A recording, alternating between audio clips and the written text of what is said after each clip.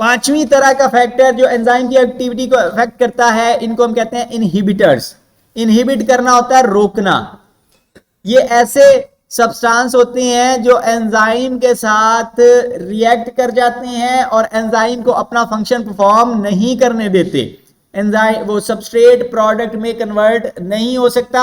ये भी एंजाइम के साथ अगर जाके जुड़ जाएं तो ये भी प्रोडक्ट में कन्वर्ट नहीं हो सकते। ठीक है, तो एंजाइम की एक्टिविटी रुक जाती है और वो एक्टिविटी या तो वक्ती तौर पे रुकेगी जितनी देर ये साथ जुड़े हुए हैं, या एंजाइम का स्ट्रक्चर परमानेंटली डिस्ट्रॉय कर देंगे और उसको अपना फंक्शन परफॉर्म नहीं करने देंगे। एग्जाम्पल्स हैं जितने भी जहर आपने सुने हुए हैं वो सारे जहर अमूमन इनहिबिटर्स होते हैं, बॉडी के इंपॉर्टेंट एंजाइम्स को जाकर ब्लॉक कर देते हैं। मिसाल के तौर पे आपने साइनाइड का नाम सुना हुआ है। ठीक है, तो साइनाइड एक बड़ा ताकतवर जहर है जो आपके रेस्पिरेटरी सिस्टम को ब्लॉक कर देता है, सांस लेने में हेल्प करने वाले एंजाइम्स को ब्लॉक कर देता है और उसकी वजह से डेथ हो जाती है।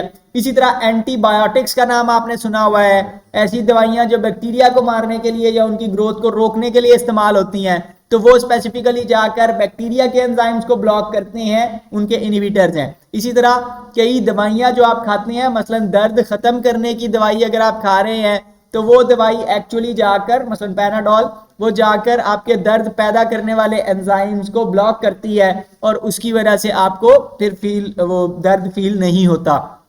तो ये इनहिबिटर्स हैं जो मुख्तलिफ एंजाइम्स को ब्लॉक करते हैं, हमारे फायदे के भी हैं कई जगह पर रिएक्शन को रोकने के लिए इस्तेमाल होते हैं। अच्छा जी, दो तरह के इनहिबिटर्स होते हैं। एक को हम कहते हैं इरिवर्सिबल इनहिबिटर्स। इरिवर्सिबल इनहिबिटर्स ऐसे हैं जिनका अफेक्ट रिवर्स नहीं किया जा सकता। एक दफा जो खराबी कर दी वो हो गई, अब उसको ठीक नहीं कर सकते। इसके मुकाबले में रिवर्सिबल इनहिबिटर्स हैं।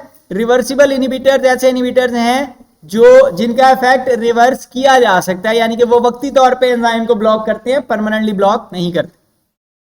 तो इरिवर्सिबल इनहिबिटर्स ऐसे इनहिबिटर्स होते हैं जो परमानेंटली कोवेलेंट बॉन्ड्स के जरिए से एंजाइम के साथ जाकर जुड़ जाते हैं। मसलन एक्टिव साइट में घुस गए, वहां पर परमानेंटली कोवेलेंट बॉन्ड बना लिया किसी आर चेन के साथ, और अब वो एंजाइम अपना काम नहीं कर सकता, या उन्होंने एंजाइम की शेप को ही डिस्टर्ब कर दिया। तो जब एंजाइम की शेप डिस्टर्ब हो गई तो उसकी वजह से रिएक्शन ब्लॉक हो जाता है। यहाँ पे आप वीडियो में देख सकते हैं कि वो एंजाइम के साथ जाकर एक इनहिबिटर जुड़ रहा है, एक्टिव साइट उसकी कहीं और है, सबस्ट्रेट और एक्टिव साइट आपस में मैच करते हैं, लेकिन इनहिबिटर आता है किसी ऐसी जगह पर आकर जुड़ जाता है जो एक्टिव साइट पे नहीं है, और उसकी वजह से एंजाइम की शेप डिस्टर्ब हो जाती है, एक्टिव साइट ब्लॉक हो गई, अब सबस्ट्रेट एक्टिव साइट पर नहीं जुड़ सकता। ठीक है, तो ये अगर परमानेंट बाइंडिंग हुई है, कोवेलेंट बॉन्ड के जरिए से जुड़ गया है, तो अब वो काम नहीं कर सकेगा, बिल्कुल ही नहीं कर सकेगा एंजाइम।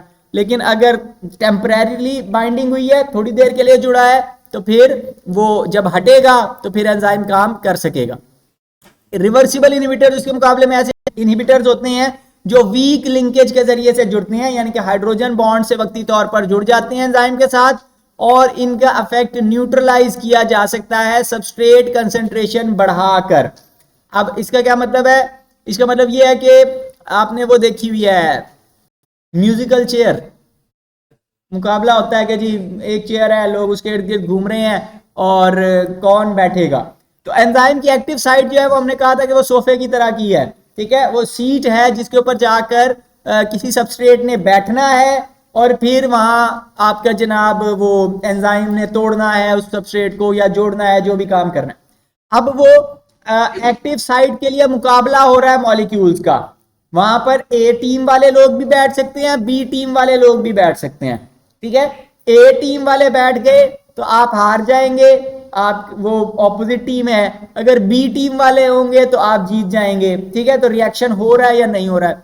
अगर ए टीम वाले लोग ज्यादा हों तो आपके जीतने के चांसेस कम हो गए।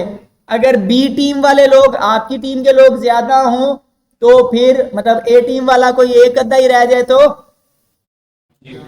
आपके जीतने के चांसेस हैं। तो इसी तरह अगर इनहिबिटर्स की मिकदार ज्यादा है तो ज्यादा देर वो एक्टिव साइट पे जाकर जुड़ेंगे, उनकी बारी आई रहेगी और उसकी वजह से कन्वर्जन नहीं होगी, रिएक्शन नहीं होगा।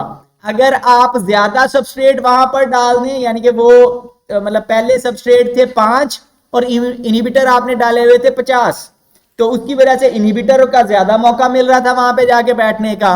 अब आपने क्या किया, आपने ज्यादा सारा सबस्ट्रेट लाके डाल दिया, 500 सबस्ट्रेट के मॉलिक्यूल डाल दिए, दूसरी टीम के सिर्फ 50 हैं, तो उनको मौका कम मिलेगा, आपके ज्यादा हो गए, तो अब सबस्ट्रेट को मौका मिलेगा और वो जाकर बाइंड करेंगे। अगर दोनों इक्वल इक्वल होंगे तो दोनों का इक्वल इक्वल चांस होगा कि वो कौन सा जाकर बैठता है कौन सा नहीं। ठीक है, तो ये वीक लिंकेज के जरिए से जुड़ते हैं और इनका इफेक्ट न्यूट्रलाइज किया जा सकता है सबस्ट्रेट कंसंट्रेशन बढ़ाकर। इनकी फर्दर दो टाइप्स होती हैं, कॉम्पिटिटिव इनहिबिटर्स और नॉन कॉम्पिटिटिव इनहिबिटर्स। कॉम्पिटिटिव नाम से जाहिर है कंपटीशन करते हैं, मुकाबला होता है, वही म्यूजिकल चेयर वाली जो आपको एग्जांपल दी। इनकी शेप किसी हद तक सबस्ट्रेट से मैच करती है। मिसाल के तौर पे यहाँ पे डायग्राम में आपको दिखाया हुआ है कि वो डम्बेल शेप है, दो एंजाइम की एक्टिव साइट है, लेकिन कुछ इनहिबिटर्स हैं जो वहां पर जाकर जुड़ जाते हैं। सबस्ट्रेट की रेड कलर में अपनी शेप है, लेकिन सबस्ट्रेट मिकदार में थोड़े हैं, इनहिबिटर ज्यादा हैं। अब सबस्ट्रेट कन्वर्ट हो जाता है, लेकिन अगर इनहिबिटर जाकर वहां पर जुड़ता है तो वो फंक्शन परफॉर्म नहीं कर सकता एंजाइम, और वो वक्त जाया कर देता है एंजाइम का, जाके उधर बैठ जाता है, इंतजार करता है कि यार कुछ हो तो रहा नहीं है, फिर थोड़ी देर में अपनी काइनेटिक एनर्जी की वजह से बाहर निकल जाता है, फिर कोई दूसरा इनहिबिटर आ जाएगा, वो आकर बैठ जाएगा, तो वो वक्त जाया कर रहे हैं, एंजाइम को अपना काम नहीं करने दे रहे। तो ये कंपीट कर रहे हैं एक्टिव साइट पर जुड़ने के लिए, बैठने के लिए, प्रोडक्ट नहीं बनते। ठीक है, उसके मुकाबले में नॉन कंपेटिटिव इनहिबिटर्स ऐसे होते हैं जो एंजाइम को वो एक्टिव साइट पर जाकर नहीं जुड़ते, वो कंपटीशन नहीं करते कि हमने भी यहाँ पे बैठना है, वो किसी और जगह जाकर एंजाइम के जुड़ते हैं। मतलब दो बच्चों की लड़ाई हो रही है कि इस कुर्सी पे मैंने बैठना है, ठीक है, तो वो है कंपिटिटिव के आपस में लड़ रहे हैं, लेकिन वो एक बच्चे ने देखा कि ये कुर्सी पे बैठा हुआ है, वो पीछे से आके उसने कुर्सी को आग लगा दी, तो वो नॉन कंपेटिटिव है, उसने लड़ाई नहीं की कि मैंने बैठना है, उसने सीधा सीधा उसको ही आग लगा दी है। तो ये किसी और तरीके से एंजाइम को डिस्टर्ब करते हैं, खुद एक्टिव साइट पर आके बैठने की कोशिश नहीं करते। ठीक है, तो एक्टिव साइट के अलावा किसी जगह पर जुड़ते हैं और उसकी वजह से एंजाइम का स्ट्रक्चर डिस्टर्ब हो जाता है और अब सबस्ट्रेट वहां पर नहीं जुड़ सकता, प्रोडक्ट नहीं बनती। ठीक है, तो ये नॉन कंपेटिटिव इनहिबिटर्स कहलाते हैं।